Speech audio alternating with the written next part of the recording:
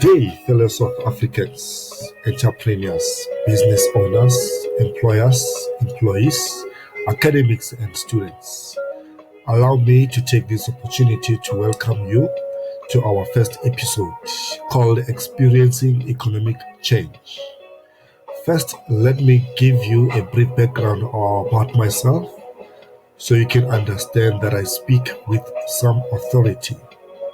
My name is Mokgadi Ramakwakwa, the founder of 67M Business Media. It is a subsidiary to Mokgadi Multimedia.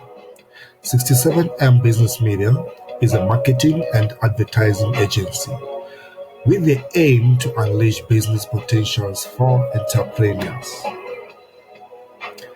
At 67M Business Media, we specialize in business setup and development, digital marketing and advertising, designing and printing, branding, and online selling. Personally, I'm a qualified digital marketer, graphic designer, businessman, entrepreneur, business mentor, financial trader. Of course, I'm a radio presenter and a teacher of the word. The question is, why do I choose this specific episode, Experiencing Economic Change? The answer is, I choose this specific episode because I found it relevant to this current situation and also the crisis we are going through right now as a nation. We are in a season where the world is unpredictable about its future, especially in the world of business and economics. This uncertainty is obviously caused by this pandemic disease called COVID-19 coronavirus.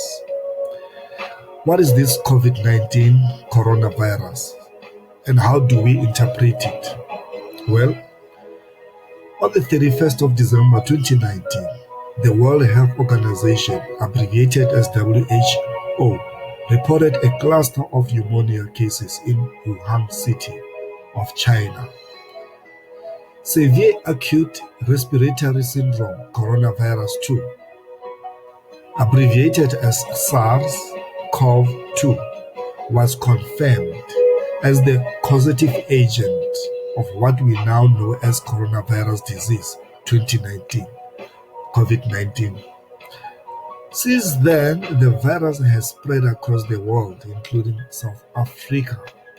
This pandemic has claimed many lives around the world in a very short space of time.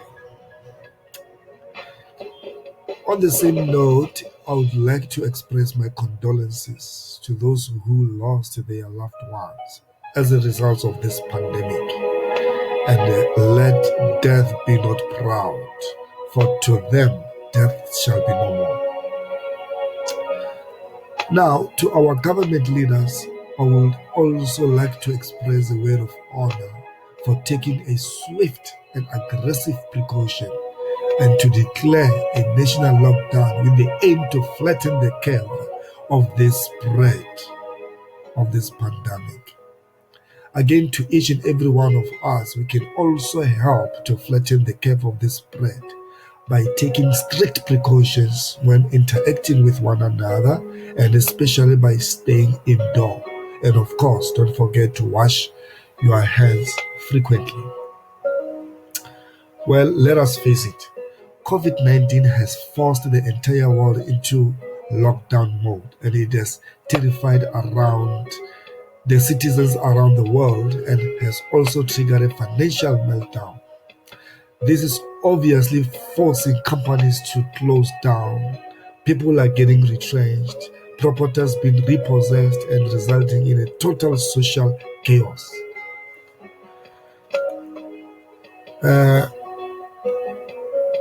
COVID-19,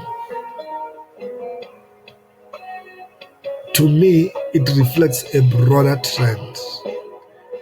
And if we continue doing business like we do, the future will shock us.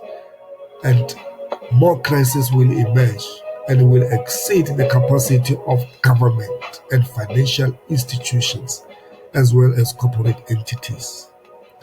This means post-COVID-19 crisis, we expect the economic model to change and also to change the way we do business.